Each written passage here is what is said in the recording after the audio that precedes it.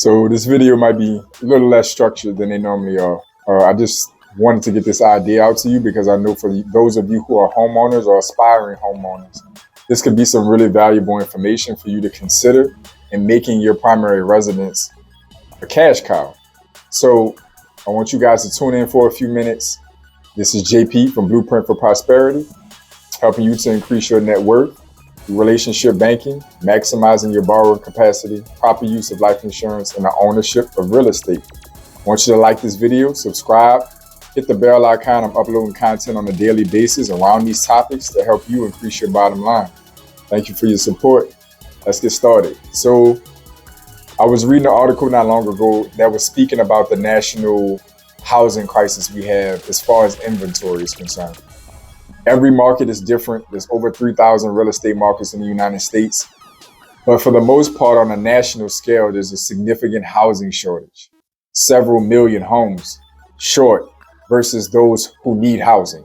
So basically, supply and demand is extremely out of balance.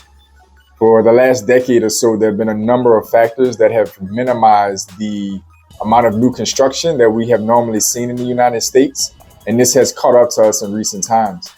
This is exactly, or maybe at least one of the primary drivers around the spike in housing prices in 2020 and 2021. You had a scenario where you had interest rates hit rock bottom. A whole lot of people were able to afford a home that previously weren't, or at least afford a home that they truly desired that they previously weren't. And everybody jumped in the market, and this caused a bidding war across the United States and a serious spike in real estate and housing prices.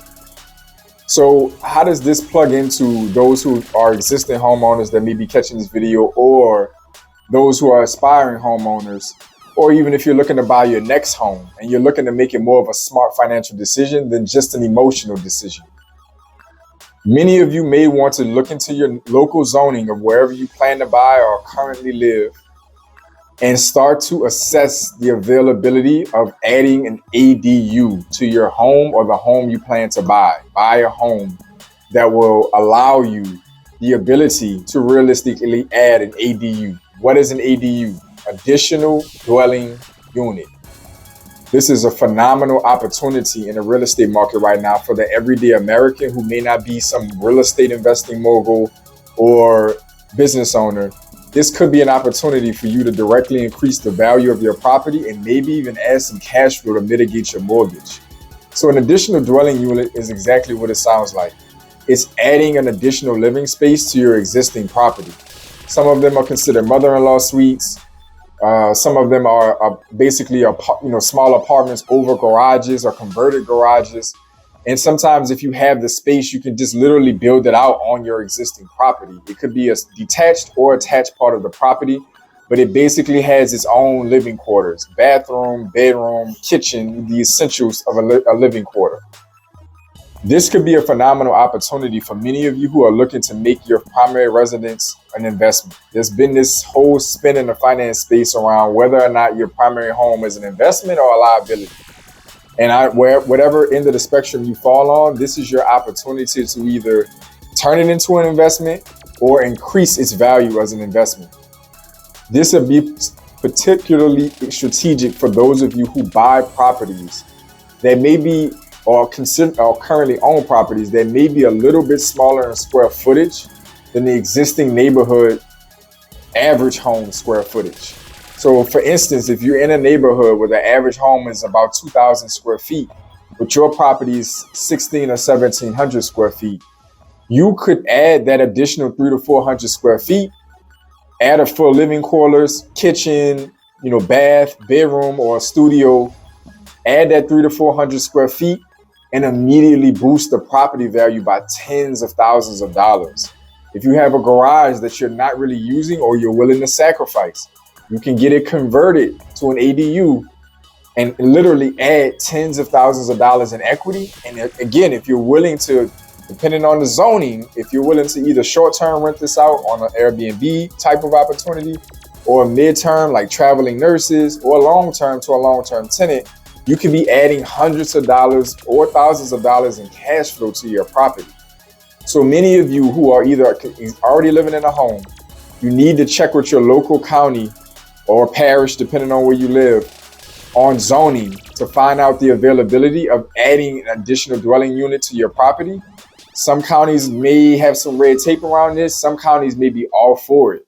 You need to find out what is available, because that may be a very worthy investment for each one of you who either own a home or looking to own a home and want to make money on that property, or at least increase the value of it, so when you sell the property, you can get a higher return. So you need to check your zoning.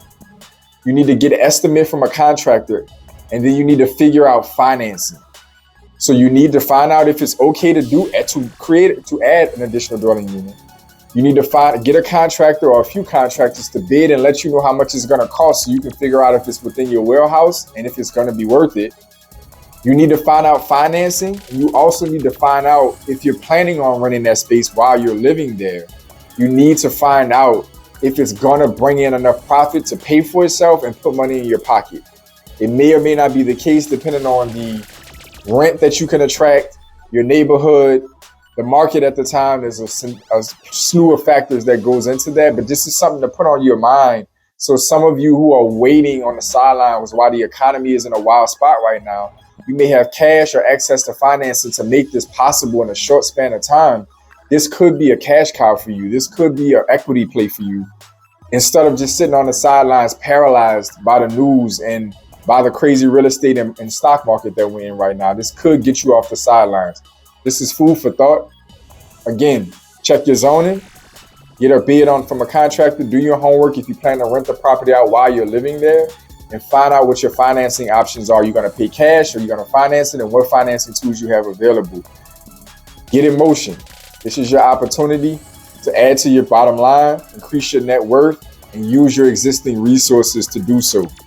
This is JP, Blueprint for Prosperity, helping you craft your personal blueprint for prosperity. Thank y'all for tuning in. Stay focused. Stay in motion. I'll see y'all soon.